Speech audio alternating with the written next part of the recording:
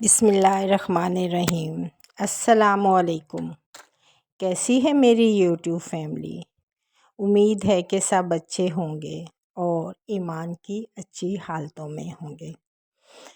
तो जी हमारे इस वीडियो की आज का टॉपिक है कि किस तरह हम लोग एक दावत को मैनेज कर सकते हैं अच्छे तरीके से, कि हम लोगों को थकावट भी ना हो और सारी दावत बहुत अच्छे तरीके से मैनेज भी हो जाए और मेहमान भी हमारे खुश हो जाए। तो इस तरह जी मैं आपके साथ इस वीडियो में कुछ टिप्स शेयर करूंगी कैसे हम लोग एक जो हमारी के अरेंज हमारे घर डिनर या लंच होता है उसको हम कैसे मैनेज कर सकते हैं। तो सबसे पहले तो जी अल्लाह का नाम लेके हर काम शुरू करने से पहले हम लोगों को चाहिए कि हम अल्लाह का ज़िक्र करें, बिस्मिल्लाह से स्टार्ट करें। कोई भी काम हम करें जब हम अल्लाह के नाम से शुरू करते हैं तो उस काम में बरकत हो जाती है और हमारे खानों में वो नूरानियत आती है जो कि खाने वाले के दिलों में उतरती है। तो सबसे पहले तो ये है जी कि हमें पहले अपने घर की सेटिंग अच्छी तरह कर लें। ड्राइंग रूम, डाइनिंग और टीवी रूम, जहाँ पे कि गेस्ट को हमने स्टे कराना है, बिठाना है, उसको अच्छी तरह साफ़ करें। अगर ख़ुद करना है तो ख़ुद करें, अगर हमारे साथ हेल्पर है तो उससे हम अच्छा उसको सेट कर लें, सफाई वगैरह कर लें, अपने डाइनिंग को सेट करें और हम अपने मेन्यू को मतलब डिसाइड करें कि हमने आज की दावत में क्या क्या बनाना है। मेन्यू को अपने गेस्ट के हिसाब से डिसाइड करें। जैसे कि अगर हमारे गेस्ट में ज़्यादा बच्चे हैं, छोटी उम्र के बच्चे हैं, तो ज़ाहिर है बच्चों को नूडल्स, मैकरोनीज़, कुछ fry chicken, burgers, wraps, ice cream वगैरह और डेज़र्ट वगैरह इस तरह की चीज़ें ज़्यादा पसंद होती हैं। तो अगर हमारे जो गेस्ट की फैमिली है उसके साथ बच्चे ज़्यादा हैं तो हमें बच्चों के हिसाब से अपना मेन्यू डिसाइड करना चाहिए। और अगर हमारे गेस्ट की फैमिली में मर्द ज़्यादा हैं तो मर्दों को ज़्यादातर जेंट्स को मटन, फ़िश वगैरह इस तरह की चीज़ें ज़्यादा पसंद आती हैं, नान, रोटी। तो हमें कुछ इस तरह का डिसाइड करना चाहिए। और अगर हमारे गेस्ट में मिले जुले तरह के लोग हैं, जिस तरह के बच्चे हैं, लेडीज़ हैं, जेंट्स हैं, तो हमारे मतलब हमें इस तरह का ही कुछ डिसाइड करना चाहिए जिसमें कि सारी डिशेस एक एक आ जाएं, ताकि फैमिली का हर फ़र्द जो है वो खुश हो के हमारे इस डिनर या लंच जो भी हम करें इसको एंजॉय कर सके। तो जी हमारी इस दावत में आज का जो मेन्यू सेट किया है मैंने, उसमें मैंने एक स्वीट डिश बनाई है जो कि मैंने ख़ुद से ही क्रिएट की है। घर की चीज़ें जो जो मेरे पास मौजूद था, जिसमें कि मतलब मैंने सेवइयाँ और कस्टर्ड पाउडर और दूध से एक मज़ेदार सी स्वीट डिश तैयार की, जो कि आप देख ही रहे हैं वीडियो में कि मैंने किस तरह इसको बनाया है। सबसे पहले अगर हमने कुछ डिज़र्ट बनाना है, ये स्वीट डिश इस तरह की बनानी है जो कि हमने सर्व करनी है, तो सबसे पहले कोशिश करें कि हमारी स्वीट डिश तैयार हो जाए, जिसको हम अपने फ्रिज के फ्रीज़र में या रेफ्रिजरेटर में जिधर भी आपने कूल करना है उसको आप रख दें। तो मैंने भी इसी तरह किया जी। सबसे पहले मैंने स्वीट डिश तैयार की, उसको बहुत अच्छी तरह गार्निश किया कुछ फ्रूट से।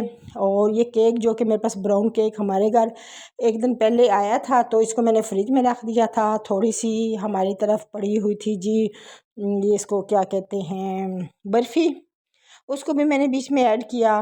और फ्रूट्स वगैरह का आजकल बड़ा अच्छे फ्रूट्स का मौसम है, जिसमें कि मैंगो वगैरह भी हैं, बनाना है, तो उसके साथ हम इसको डेकोरेट कर सकते हैं, इसमें ऐड कर सकते हैं।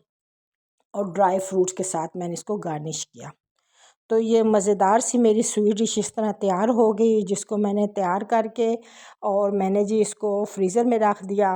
और शाम तक ये बहुत ही अच्छी चिल हो गई थी और बहुत ही मज़ेदार थी, सबको बहुत पसंद आई, सब ने बहुत तारीफ़ की।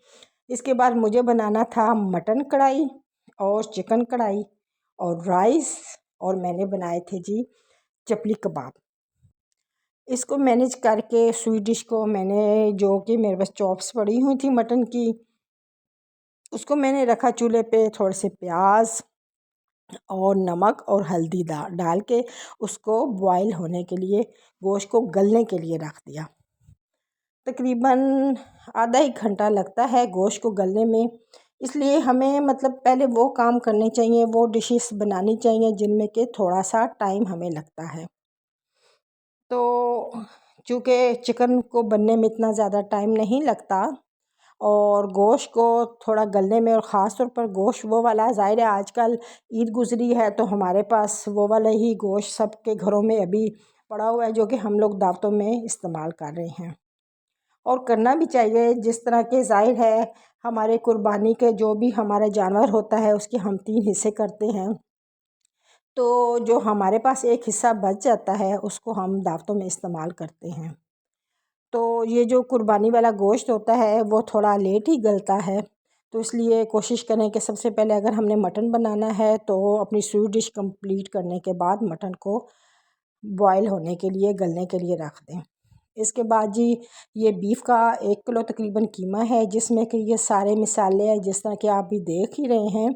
इसमें मैंने जी डाला लहसुन, अदरक, चॉप किए हुए प्याज, बेसन, मोटा धनिया जो कि साबुत, जिसको हम साबुत धनिया कहते हैं, ज़ीरा, नमक, मिर्च और हल्दी। इसको मैंने डाल के जी रख दिया मिक्स करके तकरीबन आधे घंटे के लिए, ताकि इसमें सारे मिसाले यकजान हो जाएं। उसके बाद इतनी देर में हमारा गोश्त गल चुका था ऑलमोस्ट। उसको हमने भुना। गोश्त की भुनाई में मैंने जी डाला नमक और हल्दी, तो ऑलरेडी मैंने पहले ही डाल के रखा हुआ था। इसमें हमने डाली सुरख मिर्च और हमने जी डाला इसमें पिसा हुआ धनिया, थोड़ा सा ज़ीरा और थोड़ा सा पिसा हुआ घर का पिसा हुआ गरम मसाला, और इसमें मैंने थोड़ी सी दही ऐड की इसको भूनते हुए। ये मुझे बनानी थी मटन कढ़ाई, और इसकी अच्छी तरह भुनाई कर लें।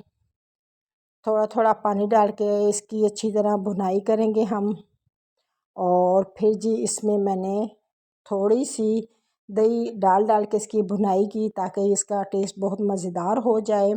और जो हरी मिर्च है एक मैंने इसमें काटी, और बाकी हम ऊपर से हरी मिर्च और धनिया की गार्निशिंग करेंगे।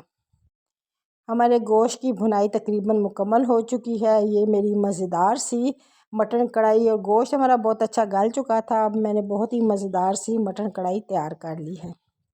ये देखें जी, मटन कढ़ाई मेरी तैयार हो चुकी है। इसको हम रखेंगे साइड पे। और इसके बाद मैंने बनाया था जी चिकन कढ़ाई। उसकी मैंने पहले ही रेसिपी ऑलरेडी अपलोड की हुई है, इसलिए मैंने सोचा कि हर दफ़ा एक ही चीज़ अपलोड करने से मेरे व्यूवर्स बोर हो जाते हैं, तो इसलिए उसकी मैंने जो है रेसिपी वो अपलोड नहीं की। मैंने सिर्फ मटन कढ़ाई की रेसिपी अपलोड की है। और ये जी साथ ही मैंने चिकन वाले राइस बनाए थे। यखनी मैंने पहले ही बना के रखी हुई थी, और गोश्त और राइस तकरीबन मेरे मतलब बहुत ही अच्छे, बहुत ही मज़ेदार बने, और चिकन कढ़ाई की भी सबने बहुत ही तारीफ़ की। अब ये जी वो जो हमने रखा हुआ था कीमा, उसमें हमने सारे मसाले मिक्स करके, और उसके फिर मैंने कबाब बना के रख दिए थे। इसको मैंने तवे के ऊपर फ्राई किया, क्योंकि गेस्ट हमारे आ चुके थे। और राइस और जो होते हैं ना, जो चीज़ फ्राई करने वाली होती है वो मैं एंड में करती हूँ। मुझे अच्छा लगता है कि जब मेहमान आ जाए तो उस वक्त राइस का गरम गरम दम हम उठाएं, ताकि वो जो उसका एक अरोमा होता है राइस का, जो दम उठाने के बाद आता है, वो पूरे घर में फैल जाता है, और दावत दावत की फीलिंग मेहमानों को आनी स्टार्ट हो जाती है। तो ये जी इसको हम कबाब भी फ्राई, मैं मोस्टली जो है ना चपली कबाब जो होते हैं वो तवे के ऊपर फ्राई करती हूँ, उनको मैं डीप फ्राई नहीं करती। इस तरह ये बहुत ही मज़ेदार बनते हैं। डीप फ्राई करने से ये थोड़े से सुकड़ से जाते हैं, तो इस तरह कोशिश करें कि आप जो है ना चपली कबाब होते हैं, जो भी मतलब कीमे के कबाब आप बनाते हैं, उनको आप डीप फ्राई ना करें। मज़ेदार से कबाब भी हमारे तैयार हो गए, और टेबल मेरी सज चुकी है। साथ साथ मैंने सैलेड तैयार किया, चटनी तैयार की, रायता तैयार किया। शुक्र अल्हम्दुलिल्लाह, मेरे गेस्ट को मेरा खाना बहुत ही पसंद आया। सब ने बहुत तारीफ़ की और बहुत पेट भर के खाना खाया। नान और रोटियां हम लोगों ने मंगवा ली थी, वो रोटियां घर में नहीं बनाई। और ये देखें जी, मज़ेदार से राइस, मटन कढ़ाई, चिकन कढ़ाई, सैलेड, रायता, चटनी और चपली कबाब। मेरे खाने में ये सब कुछ शामिल था और मेरे मेहमानों को बहुत ही पसंद आया। कोशिश करें कि जो भी काम करें अपने मतलब पूरे दिल से करें, ताकि आपके खानों में भी और काम में बरकत हो। और हमारी ज़िंदगी में जो जो चीज़ें हम लोग इस्तेमाल कर रहे हैं, सबका अल्लाह पाक ने हमसे हिसाब लेना है। लेकिन ये वाहिद ऐसी चीज़ है जो कि हम मेहमान के लिए खाना तैयार करते हैं, उसका हिसाब नहीं होगा। इसलिए मैं कोशिश करती हूँ कि मैं जो खाना किसी मेहमान के लिए तैयार कर रही हूँ वो मैं ज़्यादा तैयार करूँ, ताकि नेक्स्ट डे हम लोग वही खाना खाएं, क्योंकि इस खाने का हिसाब नहीं होना। मेहमान से घबराएं नहीं, मेहमान अपनी बरकतें साथ लेके आते हैं। इसलिए खुश दिली से आए हुए मेहमानों को अटेंड करें और मेहनत से उनके खाने बनाएं। इस तरह हम लोग अल्लाह पाक को भी राज़ी कर लेंगे और मेहमानों को भी राज़ी कर लेंगे। कभी भी किसी मेहमान से ना घबराएं, क्योंकि मेहमान तो अल्लाह की रहमत होते हैं और अपना रिज़्क़ साथ लेके आते हैं। कोशिश करें कि अच्छे तरीके से अपने दिल से हर काम करें और आने वाले को खुशामदीद कहें। मेरी कोशिश होती है कि मैं जो मेहमानों के लिए खाना बनाती हूँ वो ज़्यादा से ज़्यादा बनाऊँ, थोड़ा बच जाए ताकि नेक्स्ट डे मैं उसी को यूज़ करूँ। क्योंकि जो खाना हम लोग मेहमानों के लिए बनाते हैं उसका हिसाब नहीं होता। तो क्योंकि हम लोग ज़िंदगी में जो भी अल्लाह पाक की नेमतें इस्तेमाल कर रहे हैं उन सब का हिसाब होता है। लेकिन जो खाना मेहमान के लिए बनाया जाए या जिसमें मेहमान शामिल हो जाता है उसका हिसाब नहीं होता। तो जी, अगर मेरे रेसिपीज़ आपको पसंद आती हैं तो प्लीज़ मेरे चैनल को सब्सक्राइब कीजिए, फ्रेंड एंड फैमिली के साथ शेयर कीजिए और मुझे अच्छे अच्छे कमेंट्स कीजिए। खुश रहिए अपने प्यारों के साथ।